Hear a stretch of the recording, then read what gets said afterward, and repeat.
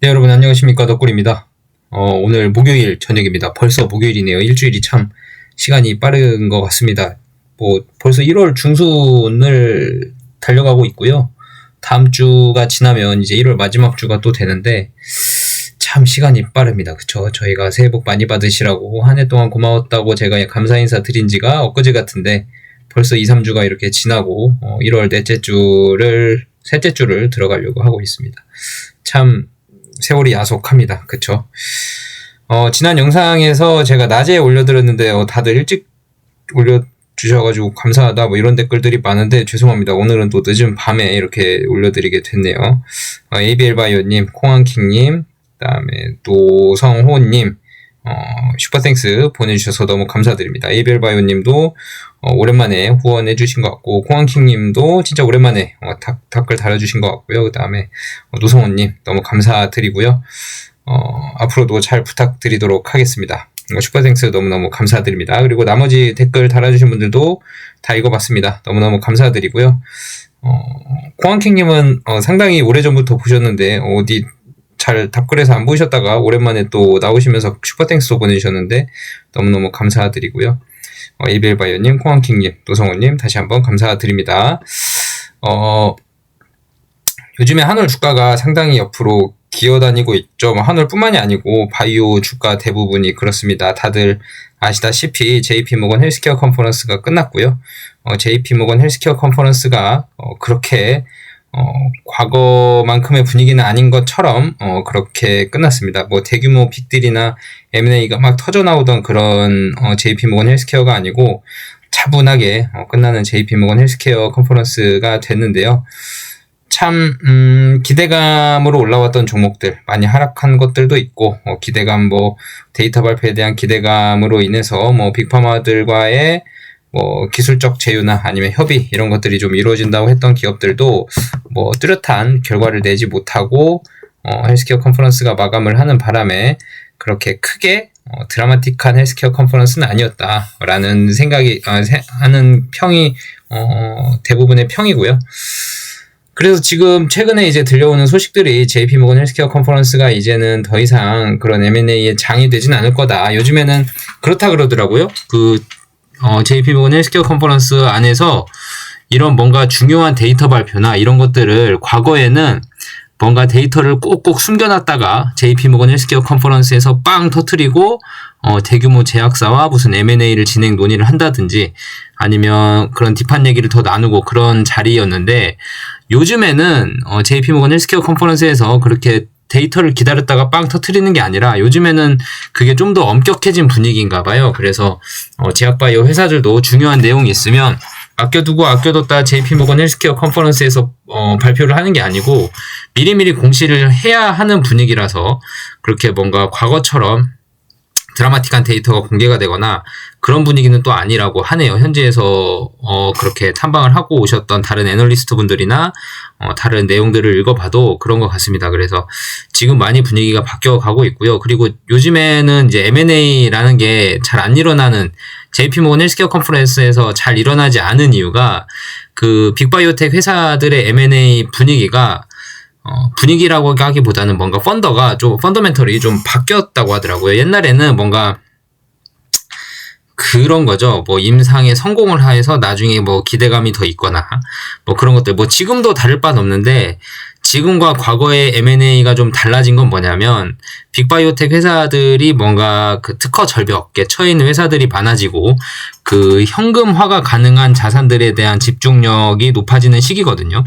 아무리 좋은 약물도 가치가 높다고 생각되는 약물, 가능성이 높다는 약물도 실제로 임상 단계에 들어가서 허물어지는 것들도 많고 그로 인해서 빅바이오텍의 투자 자금들이 회수되지 못하고 임상에 실패하면서 다시 임상을 포기해야 하는 그런 바이오테크 회사들의 기술들이 많아지면서 그런 가능성에 베팅을 한다기보단 정말 현금화가 가능한지 실제로 수익화가 가능한지 투자 자산을 다시 돌려받을 만큼 다시 수익을 회수할 만큼 그러니까 투자한 자본을 회수할 만큼의 이익이 나는지 그런 것들을 보고 M&A를 진행한다고 해요. 그렇기 때문에 결국은 상업화되어 있는 자산에 대한 M&A가 높아질 수밖에 없고 그리고 상업화되지 않은 단계라면 몸값을 조금 덜 받을 수밖에 없는 상황인 것 같고, 만약에 상업화된 자산이고 시장 확장력도 크고 자리를 잘 잡아 나가고 향후 수년간 자리를 잘 잡아 나가면서 질환에 대한 뭔가 확장성이나 아니면 수익화가 많이 될 것이라고 예상되는 그런 포트폴리오는 좀 더 비싼 가격을 주고라도 편입을 하는, 왜냐하면 특허 절벽으로 인한 수익성 방어가 상당히 빅바이오텍 회사들에게는 큰 화두이기 때문에 요즘 M&A는 또 그런 분위기로 흘러가고 있다고 합니다. 물론 아닌 것들도 있겠죠. 대규모 제약사에서 돈이 많다면 여러 가능성이 있는 약품, 아직 수익화가 되진 않더라도 수익화가 될 거라고 믿고 사는 약품들이 있을 수 있지만 만약에 그런 큰 돈을 갖고 있지 않고 뭔가 전략적인 M&A를 하려고 하는 바이오테크 회사, 제약 바이오 회사라면 수익화가 좀 확실하고 뭔가 현금 창출력이 될 수 있는 약물을 선호한다고 합니다. 그런 분위기가 있어서 사실 지금 제약바이오 업계에서 그런 뭔가 검증된 프랜차이즈를 상품을 가지고 있는 바이오테크 회사들이 얼마나 있는지는 모르겠지만 뭐 이번에 M&A가 많이 안 나온 이유도 그런 이유 중에 하나도 있는 거 아닌가 싶기는 합니다. 뭐 이뮤노반트 입장에서는 상당히 좋은 흐름이죠. 지금 뭐 올해 말이나 내년 초에 아까 서두에 말씀드렸다시피 지금 바이오테크 회사들이 중요한 정보를 꼭꼭 숨겨놨다. JP모건 헬스케어 컨퍼런스에서 빵 터트리는 게 아니고 중요한 정보들은 미리미리 공개를 하고 그런 뭔가 규율 자체가 좀 엄격해진 분위기인가 봐요. 그래서 이뮤노반트도 지금 바토클리맙 TED 임상 데이터 결과 첫 번째 데이터 결과를 발표를 앞두고 있는데 뭐 세부 데이터까지는 안 나오더라도 한올바이오파마와의 그 유효성 검증 데이터를 공유를 할 거란 말이죠. 그렇기 때문에 한올바이오파마에서는 공지를 할 수밖에 없는 상황이 되는 것 같고, 그래서 1월 말이나 2월 초쯤 사이에서 이제 발표가 될 것 같은데 그렇게 미리미리 발표가 돼야 된다면 이뮤노반트도 같이 보도자료나 아니면 어떤 형식으로든 공지를 하게 될 거고요. 그러면 이제 TED에 대한 과연 그런 바토클리맙에 대한 가치가 제대로 반영이 될지, 그러니까 뭐 임상 성공 데이터를 봐야 되겠지만 유효성을 봐야 되겠지만 만약에 유효성이 높다면 그 상업화가 가능할지 여부를 좀 판단을 하는데 중요한 기로에 있는 것 같고, 만약에 유효성이 잘 나와준다면 물론 TED라는 질환에서의 FcRn 저해제 같이 그레이브스병도 같이 컨트롤이 된다고 말씀을 드렸죠. 그렇기 때문에 빅바이오텍 회사에서는 빅바이오 제약 회사에서는 충분히 매력을 느낄 만한 가치가 있는 약물인 것 같고, 그래서 이뮤노반트나 로이반트도 참 생각이 많아질 것 같습니다. 직접 상업화를 하겠다고 선언한 로이반트 입장이 최근에 JP모건 헬스케어 컨퍼런스에서 로이반트 발표 때 CEO가 언급한 부분이 그거였잖아요. 우리가 이제는 옛날 바이오테크 회사들이 아니다. 옛날 바이오테크 회사들 중에 아즈넥스도 그렇고 뭐 인스메드도 그렇고 뭐 그런 회사들이 바이오테크 회사에서 제약 바이오 기업, 그러니까 매출을 일으키고 수익을 일으키고 있는 제약 바이오 기업으로 변모하는 시대가 됐다. 그러니까 이뮤노반트나 로이반트도 이제는 우리도 제약 바이오 회사로 거듭날 수 있다라고 선언을 하고 있는 상황에서 바토클리맙 TED가 과연 데이터가 좋게 나온다면 이걸 직접 수익화를 하게 될지, 아니면 그런 특허 절벽에 목말라 있는 빅바이오테크 회사에 기술 수출을 해서 팔지는 모르겠지만 그레이브스병과 같이 컨트롤이 된다는 엄청난 장점이 있기 때문에, 물론 그레이브스병 환자에게 투여는 못합니다만 TED 환자에게 투여는 합니다만 그레이브스병까지 추가로 컨트롤이 되는 상황이 된다면 안과 질환 의사들에게 그런 설명까지 들어가고 이 약은 그레이브스병까지도 컨트롤이 됩니다 라고 해서 제품을 팔기 시작하면 태폐자보다는 훨씬 더 큰 시장 파이를 가져갈 수 있지 않을까라는 생각이 들거든요. 그래서 과연 로이반트가 어떤 생각을 할지, 성공을 한다면요. 근데 만약에 실패한다면 뭐 바토클리맙의 기업 가치는 좀 빠지는 거죠. 지금 뭐 바토클리맙에 대한 기업 가치가 없다고 말하면 거짓말인 것 같고요. 어느 정도는 있겠지만 아주 소수의 지분 정도, 소수의 가치 정도이지 않을까 싶은 생각이 들고, 그렇게 크게 바토클리맙이 빠졌다 그래서 아이메로프로바트에 대한 기대감이 조금은 그 FcRn 저해제에 대한 의문감, 그러니까 아제넥스도 TED를 실패했고 이뮤노반트도 TED를 실패한다면 FcRn 저해제의 확장성이 그렇게 높지 않은 거 아닌가 라고 생각할 수 있는 뭔가 실망감 있는 매물이 나올 수도 있긴 합니다만, 제 생각에는 지금 FcRn 저해제에 대한 그런 확장성, 그리고 뭔가 그런 시장에 충분한 아제넥스에서 충분한 투여를 하고 있고 이미 나와 있는 데이터들도 많고 그런 과학적인 근거 자료들은 충분히 많이 쌓였다고 생각을 하거든요. 그래서 확장성이 딱 막힐 거다라고까지 생각하지 않고 기대감이 좀 꺾이는 정도인데 결국은 그레이브스병에 대한 데이터를 우리가 중요시 보고 있으니까 그때까지는 한번 잘 드리블을 해 나가는 게 좋지 않을까 저는 그렇게 좀 생각을 하고 있고 저는 빠질 때마다 사모을 수 있는 충분한 근거는 일단은 상당히 1차원적으로 이뮤노반트의 기업 가치와 한올바이오파마의 기업 가치가 여러분들 다들 아시다시피 상당히 많이 벌어져 있습니다. 지금 오늘은 한 2% 정도 주가가 빠지고 있긴 한데요. 이뮤노반트 주가가 어제 기준으로 시가총액이 8조 1천억 원을 넘었습니다.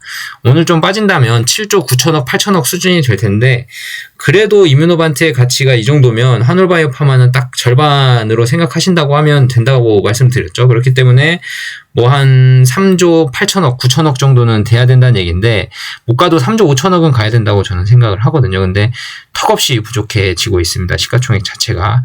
그 이유는 이제 우리나라 주식시장에서 반도체다, 로봇이다, 뭐 방산이다 이런 쪽에 다 몰려있잖아요. 지금 수급 자체가.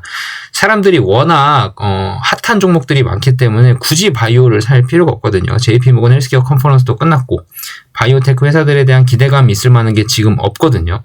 저평가고 아니고 다 필요 없습니다. 그런 기대감이 없다면 이게 아무리 저평가된 회사여도 돈이 안 들어올 수 있는 상황이거든요. 그렇기 때문에 상당히 지금 수급적으로 워낙 가뭄에 시달리고 있는 상황 같고 그럼에도 불구하고 한올바이오파마는 그래도 주가를 잘 유지해 주고 있습니다. 일부 많이 빠진 기업들도 많은데 실망감 매물들이 나온 바이오테크 회사들도 많은데 지금 한올바이오파마는 그나마 잘 빠져주고 다른 종목들에 비해 좀 덜 빠지고 견고하게 잘 지키려고 노력하는 이유가 아무래도 저평가된 기업이라는 이미지가 널리 확산이 되어 있기 때문이 아닐까 생각을 합니다. 바이오 기업 중에 저평가라고 하는 게 좀 찾아보기가 어려울 수 있잖아요. 그렇죠? 그런데도 불구하고 이뮤노반트는 지금 저평가다라는 한올바이오파만 저평가다라는 기조가 있기 때문에 밑에서 조금 바닥 눌림이 좀 덜한 것 같고요.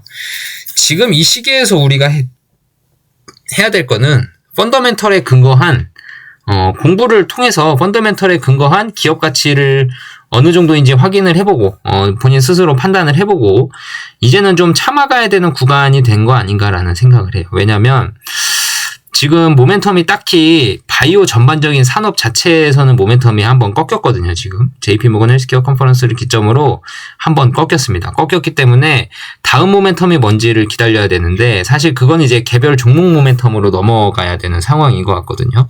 개별 종목 모멘텀에서 넘어가면 한올바이오파마 절대 꿀리지 않습니다. 지금 1월 말 2월 초에 테드가 있죠. 그리고 오픈라벨 류마티스 관절염 오픈라벨 데이터 초기 임상 결과 데이터도 아마 3, 4월이면 나오지 않을까 싶고요.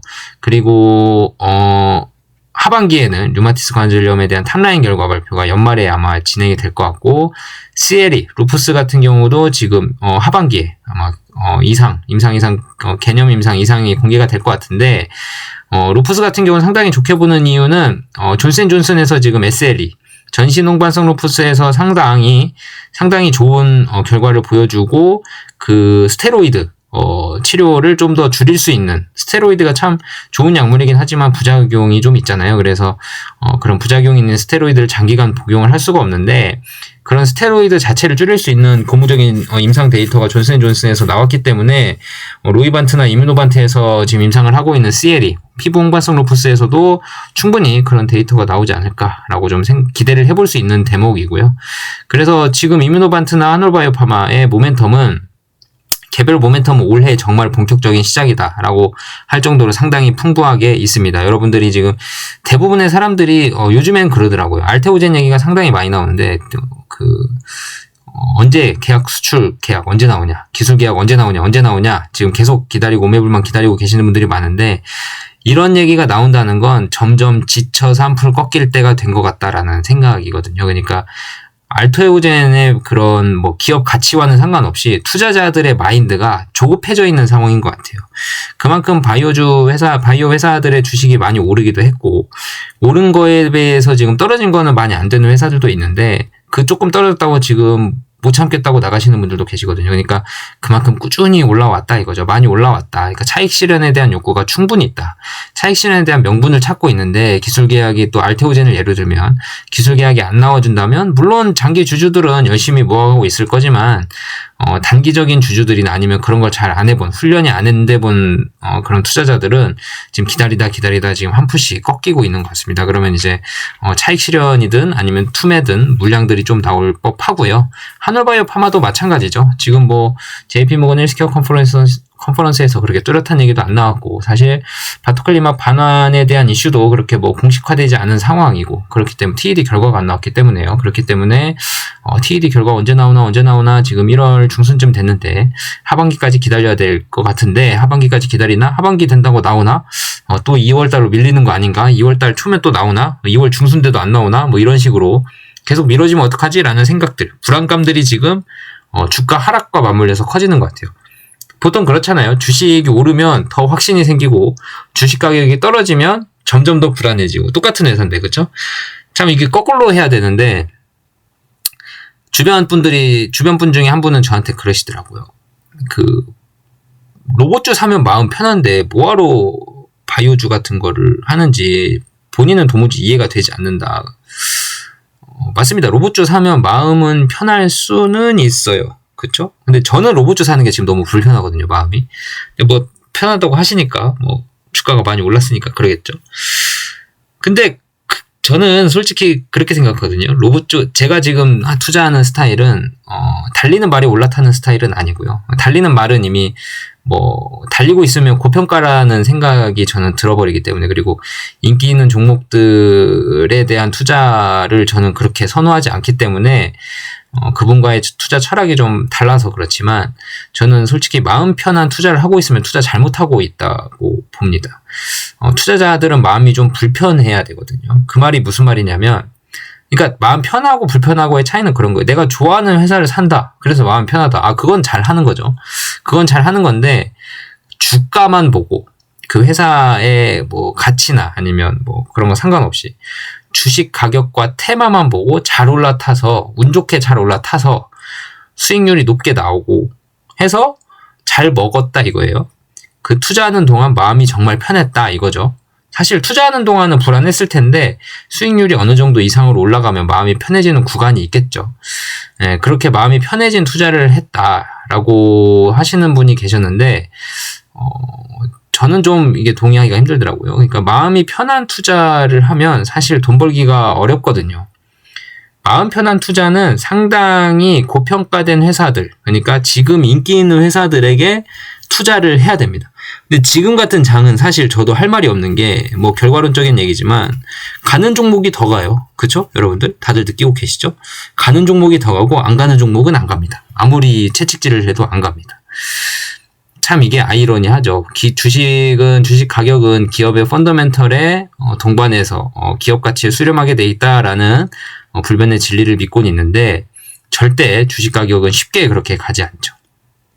올라가더라도 아주 천천히 올라갑니다. 인기 없는 종목들은 스멀 올라가다 떨어지다 좀 올라가 있고요. 올라가다 떨어지다 조금 올라가 있고 뭐 이 정도의 수준으로 천천히 올라가게 되는데 그러니까 지금같이 인기 있는 주식들의 돈이 확 몰려 있을 때 그럴 때 만약에 마음 편한 투자 내가 바이오주가 지금 떨어지고 있는데 바이오주를 사는 것보단 계속 올라가고 있는 로봇주를 사고 인기 있는 주식들을 사는 게 훨씬 더 마음이 편하죠. 왜냐하면 다른 사람들 다 수익 볼 때 나도 수익 보고 있을 수 있을 테니까. 주변 사람들 수익 볼 때 나만 손해보고 나만 어려운 투자하고 있는 거 아닌가라는 생각 안 해도 되잖아요. 나도 로봇주로 돈 벌었다가 되는 거잖아요. 그렇죠? 그렇기 때문에 그런 마음 편한 투자는 사실 수익으로 나오면 저는 다행이라고 생각해요. 근데 대부분은 이제 장기적인 가치가 좋다라고 생각을 하고 들어가면 사실 그 주가 안에는 장기적인 가치까지 다 반영을 해서 고가로 평가되고 있는 주식일 수도 있는데 그 더 이상의 장기적인 가치를 보고 투자를 하면 모르겠는데 이 회사 앞으로 잘 될 거야. 옛날에 2차전지처럼 이 회사 앞으로 잘 될 거야 라는 생각으로만 투자했다가 인기 많은 종목들 투자했다가 나중에 콱 물려서 인기가 한꺼번에 싹 빠지고 만약에 조그마한 악재라도 터져서 실적이 안 나온다거나 아니면 조그만 악재가 터져서 뭔가 이런 거품론이 나온다거나 하면 또 빠지기 시작하는 게 제일 무섭거든요. 그래서 그런 인기 있는 투자는 저와는 스타일이 잘 안 맞습니다. 지금 바이오주 투자하시는 분들 상당히 어렵죠. 예. 다른 반도체주, 그 다음에 방산주, 조선주, 그 다음에 또 뭐가 있죠? 로봇주, 쉴 새 없이 올라가고 있잖아요. 근데 그런 거 탑승 못하고 지금 바이오에 계시단 말이에요. 그러면 제가 봤을 땐, 그런 거에 대한 아쉬움은 앞으로 주식 투자하면서 평생 있을 거거든요. 100번, 1000번, 10,000번 있을 겁니다. 예. 절대 제가 있는 주식만 다 가진 않아요. 근데 정말 돈을 버는 사람들은 어떻게 보냐면, 그렇게 인기 있는 주식들을 잘 따라 타서, 100번이면 100번, 1000번이면 1000번 잘 따라 타서 돈 버는 분들이 아니고, 내가 가지고 있는 회사에 대한 펀더멘털, 기업 가치, 향후에, 매출 확장 가능성, 수익화 가능성, 그리고 그런 시장 가치 같은 것들을 다 공부하시고 꾸준히 모으시다가 우연치 않게, 이 실력이 아닙니다, 이건. 우연치 않게 내 회사의 기업 가치를 알아보는 사람들이 많이 생기기 시작하고 그런 산업에 대한 사이클이 불고 내 회사도 그에 부응하게 기술력을 잘 발휘해서 기업 가치가 상승을 하고 그런 것들이 잘 맞물리는 바람에 내가 갖고 있는 주식의 가치가 확 불어나서 돈을 벌게 되는 거지, 절대 이 기업 저 기업 인기 있는 주식들 돌아다니면서 난 부자가 될 거야. 오늘은 로봇주 먹었네. 내일은 반도체주 먹고 그 다음날 방산주 먹었어. 야, 주식 투자 이렇게 하면 됐네. 인기 있는 주식들 열심히 잘 돌아다니면 돈 버네. 가만히 있으면 버네. 이걸로 돈 벌어서 부자 되시는 분 절대 없거든요. 절대 없어요.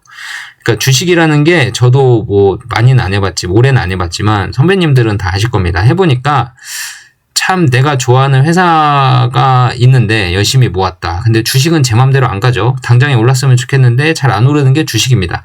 생각보다 엄청 천천히 가죠. 천천히 모으고 있는데 언제는 또 지치기도 하고 언제는 좀 올라가지고 기분이 좋게 됐다가 다시 떨어지면 기분이 안 좋기도 하고, 그래도 한번 내가 좋아하는 회사고 내가 공부 열심히 했고 내가 처음에 이 기업을 왜 샀지? 라고 생각해보면 그 기업의 펀더멘털은 아직 무너지지 않았어. 그럼 꾸준히 사보자 하고 떨어질 때도 또 사고 했다가 언젠가는 이 기업의 업황 사이클이나 아니면 이 기업의 펀더멘털이 확 좋아지는 시기가 와서 내가 열심히 모았던 주식 수가 불어나 있던 주식 수가 주식 가격이 올라가면서 나의 돈의 가치가 올라가는 거를 느끼는 게 주식 투자지, 여기저기 막 갈아타면서 테마 탑승하면서 돈 벌겠다?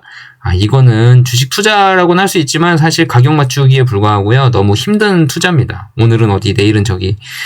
오래 할 수가 없어요. 지속할 수가 없습니다. 하락장에서는 아예 손도 못 쓰고요. 훈련이 안 돼 있으면 그렇겠죠. 아무튼 지금 바이오주 투자하시는 분들은 아마 내가 지금 뭐 하는 건가 생각이 들 겁니다. 얼른 손절하고라도 나가야 되나? 아니면 지금이라도 수익 실현하고 딴 거 사야 되나? 라는 생각이 엄청나게 드실 겁니다. 특히 바이오주나 방산, 조선 이쪽 최근에 급등했던 종목들, 전력기기도 그렇고요. 아무튼 엄청나게 그런 뭔가 포모 비슷한 증상을 겪으시면서 탈출을 해야 되나라는 생각을 충분히 하실 수 있을 것 같은데요. 사실 돌이켜보면 지금이 기회였습니다. 항상 말씀드리지만 떨어졌을 때가 좋은 회사는 기회예요. 그 기회를 그 회사가 언제 그 기회로 인한 비용을 회수를 할지는 제가 모르겠지만, 그리고 이런저런 기회비용 따지면 그게 더 손해지 마 하시는 분들도 계시겠지만, 기회비용을 다 살리면서 주식 투자할 수 없거든요. 내가 이게 기회비용이 좋냐 저게 기회비용이 좋냐 하면서 따라다니다가는 계좌 박살 나실 겁니다. 아마 금방금방 돈 잃게 되실 거고요. 돈 잃으면 잃을수록 내 뇌가 즉각적인 보상을 더 바라기 때문에 더 위험한 종목에 들어가게 되고, 그러면 이제 회수 불가능한 자산에 들어가게 되고 참 쉽지 않을 수 있습니다. 주식 생각보다 천천히 가고요. 주식 생각보다 어렵습니다. 그리고 마음이 편한 투자는 오래 투자하지 못합니다. 마음이 불편한 투자를 해야 되는 거고요. 마음이 불편한 투자만 골라서 해야 되냐? 그게 아니고 대중의 생각과 동반돼서 하는 투자는 사실 대중의 생각이 완성되기 전에 투자하신 분들의 영역인 거지, 대중의 생각이 다 동일하게 확신이 드는 정도의 투자 그 모멘텀이 형성이 되면 그때부터의 주가는 오히려 하락 리스크가 더 커질 수 있습니다. 반대로. 그러니까 여러분들이 좀 반대로 생각하시는 연습이 되신 분들이나 뭐 투자 오래 하시는 분들은 지금의 다른데 뭐 부럽긴 하죠. 반도체, 조선, 방산 뭐 다 올라가는 거 부럽긴 합니다. 하지만 글로 굳이 안 가시는 이유도 있을 거예요. 오래 투자하신 분들이나 그런 장기 투자 철학이 몸에 배신 분들은 부러운데 난 안 갈래가 이유가 있으실 거고, 부러운데 이럴 때일수록 난 더 내 거 몰래라고 하시는 분도 분명히 계실 겁니다. 결국은 주식 가치는 기업 가치, 주식의 가격은 기업의 가치에 따라가게 되어 있지만 그 사이에 있는 희노애락과 그 단기 등락은 어떻게 할 수가 없어요. 그렇기 때문에 그렇다고 내 주식을 버려버리고 인기 있는 주식 타서 샀다 마음 편하네, 마음 편한 순간 하락 리스크가 훨씬 더 무섭게 다가올 때가 있을 겁니다. 그러니까 여러분들 너무 다른 기업들, 산업들과 비교해서 이거 진짜 가는 거 맞냐, 한올바이오파마 잘 되는 거 맞냐 의심이 드는 구간이 될 거라고 보이는데요. 저는 그레이브스병에 대한 데이터를 기다려 봐야 된다고 봐요. 2027년 말, 2028년까지는 들고 가봐야 된다고 생각을 하는데, 그럼 그때 사면 되지 뭐. 2026년이나 7년쯤 사면 되지 뭐. 그레이브스병 하나 본다며. 그러면 되지 뭐. 뭐 그러셔도 되는데, 저는 그때까지 차라리 열심히 모으겠다 이겁니다. 주식이 오르든 떨어지든 일단 저는 그때 가서 사고 지금 1년 동안의 기회비용, 그러니까 2027년에 산다 치면 2026년 동안의 기회비용을 날리는 게 되는데, 그럼 너 그거 날릴 거냐? 예, 날려야 됩니다. 날리겠습니다, 저는. 다른 기회비용이 어디에서 제가 더 많은 수익을 가져가고 있을지 저는 능력이 없고요.